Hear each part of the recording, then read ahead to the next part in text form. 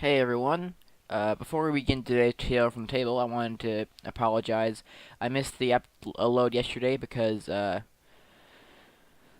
lost my phone's cord so I couldn't import my video. Sorry about that. However, on a brighter note, today we will be uploading two videos. We're going to be doing this video and another one, which will be a brand new series. So stay tuned for that.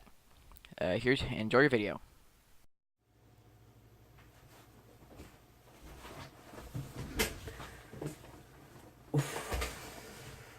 Hello again, and welcome to another tale from the table. I'm your host, Billy Dips, and today we're going to be picking up where we left off with the crew of the Queen's Gambit. Now, before we dive in, I want to apologize because I goofed.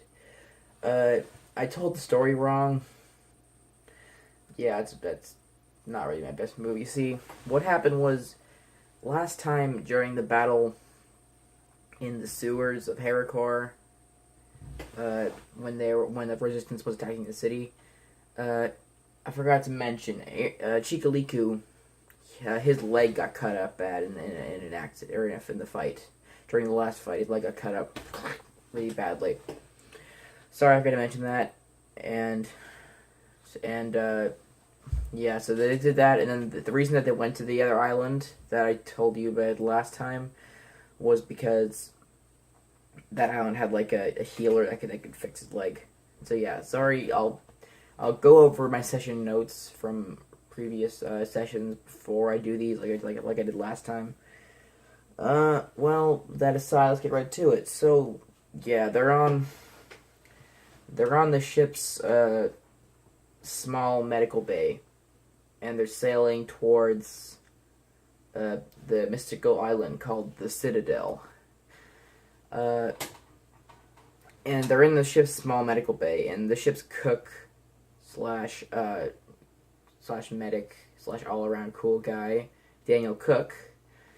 He was treating him, like, bandaging up a wound and stuff. He's like, okay, we have two options. We can either cut off the leg or bring him to this medicine man.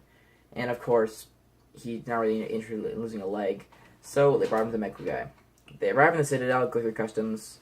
They get through it surprisingly easily, and they make it through. What was that? What the heck was that?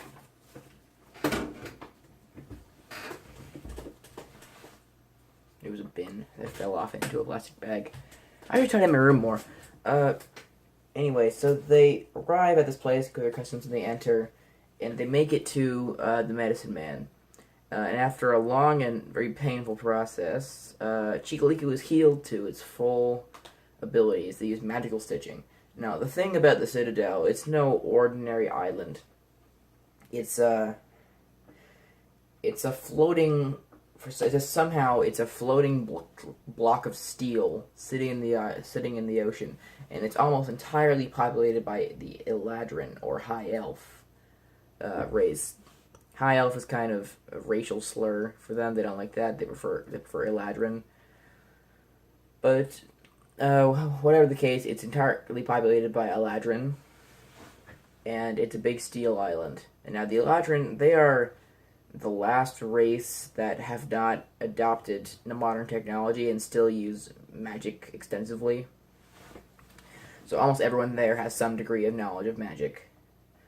Being 4th edition, Eladrin are among the best wizards. Like they can teleport and stuff, which is cool. They have like a +2 intelligence. They get like a. I think they get like a bonus spell no matter what class they are. I don't know. That might be 5th edition. I don't know. So they leave the medicine man's shop and like, okay, thanks for the very painful procedure, but he's healed up. He's fixed.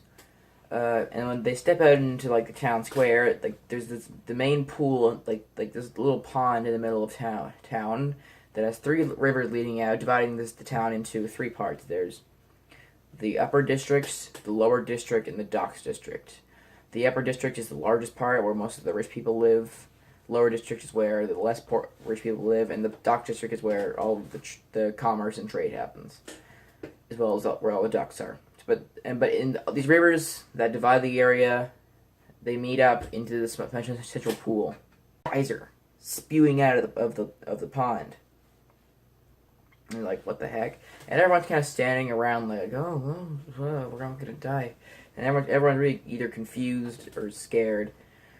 And then like these two government officials step out. Like this important looking guy and his bodyguard. He's like, is anybody here very skilled or knowledgeable in the field of science or magic?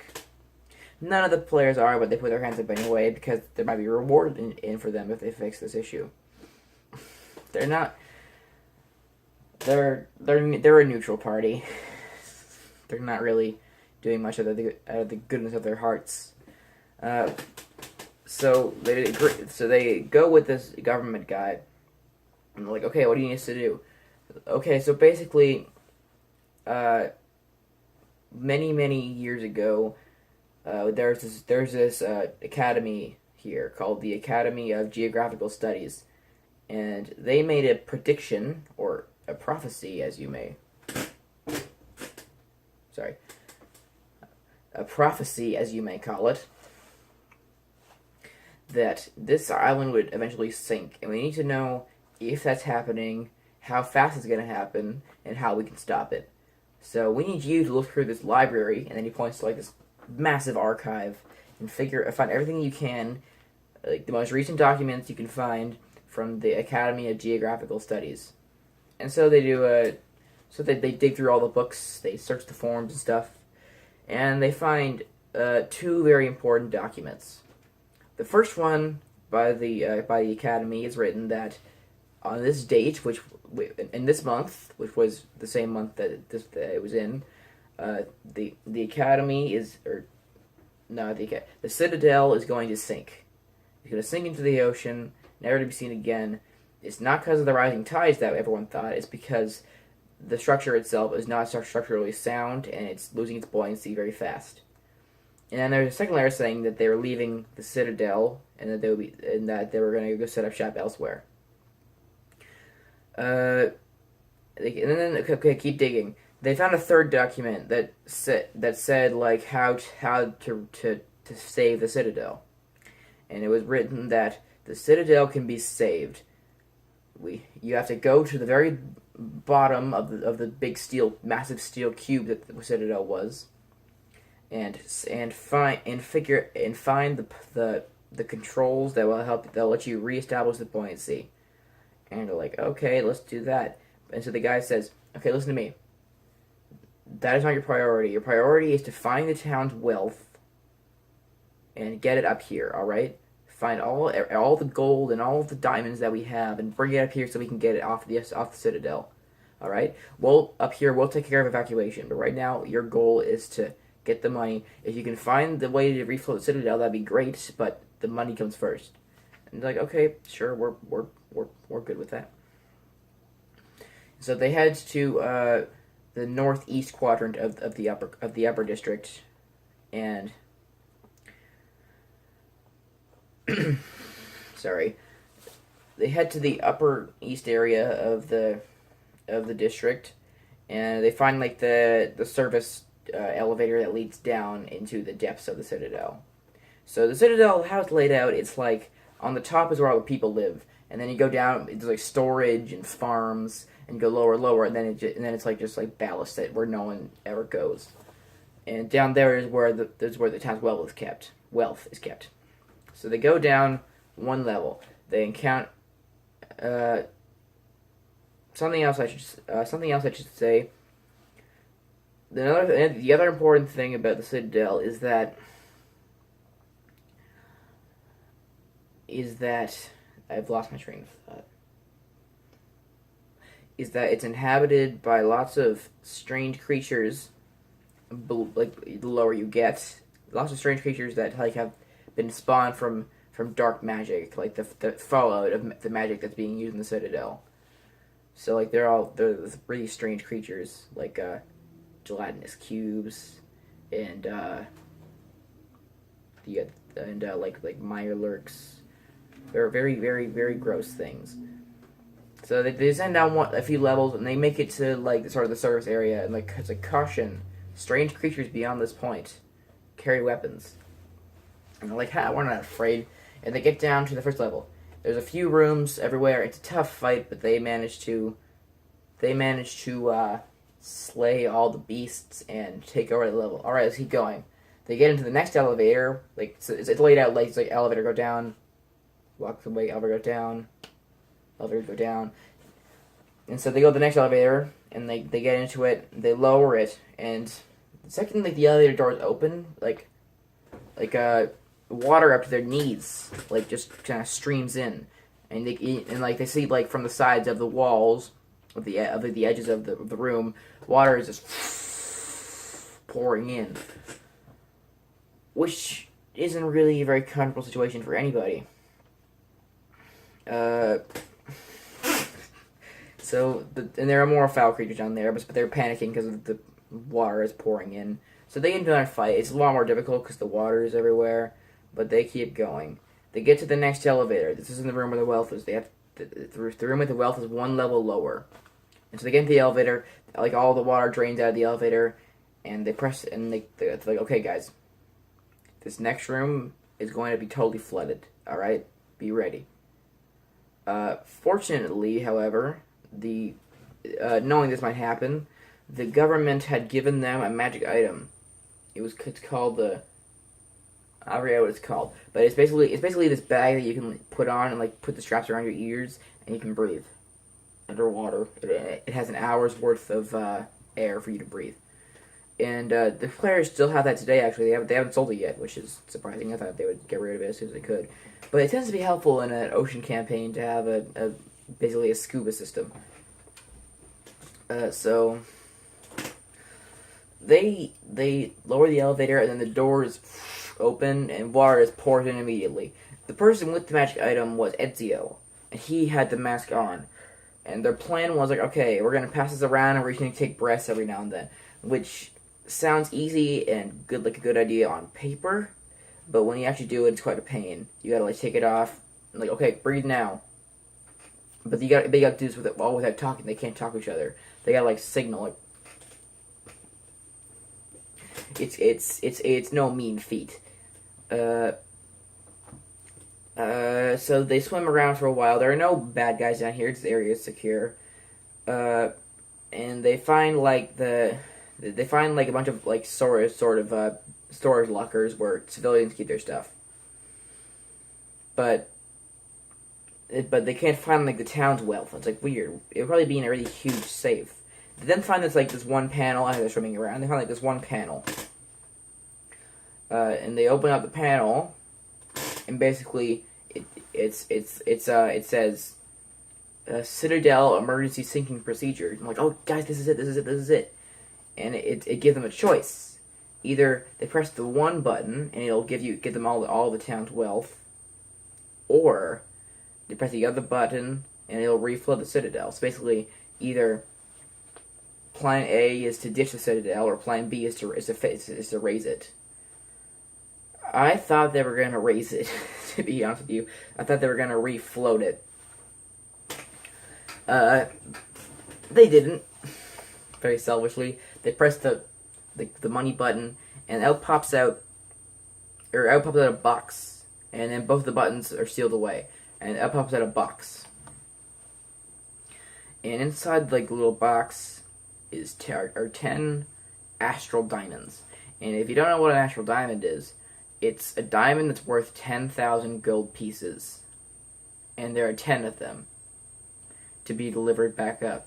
However, because they took the wealth, there's now no longer an option to refloat the Citadel.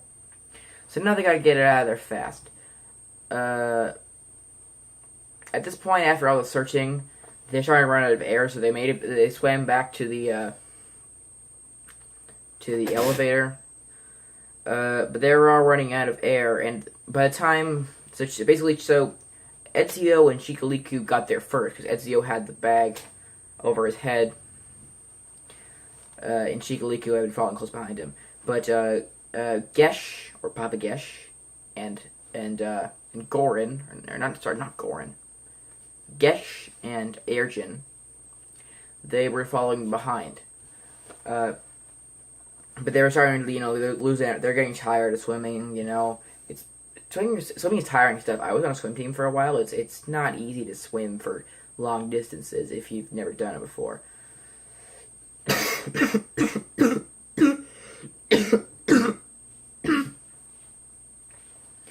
So they're swimming, and then because he failed his endurance check, Gesh goes unconscious.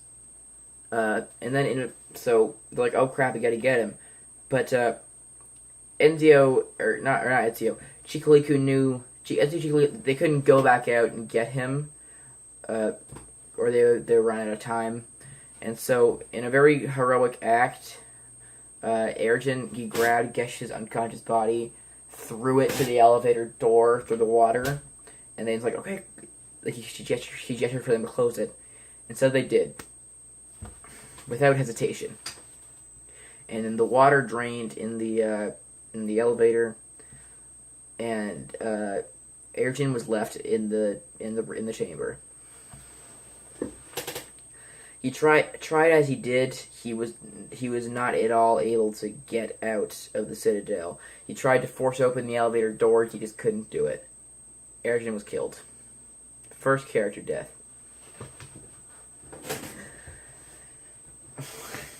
It was a heroic death. We all gave him that, but it was still kind of funny that he drowned so early in the campaign. However, he gave his life so that the new player would not die, because that was his first session, which I commend him for.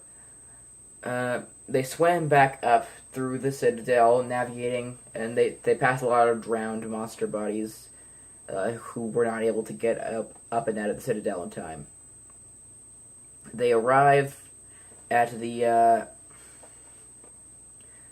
ship, the Queen's Gambit 2, and they arrive at the ship, the Queen's Gambit, and they see like the Citadel is making its final plunge, like it's all starting to just go haywire, and just like the top little bit is kind of slanted and it's going down.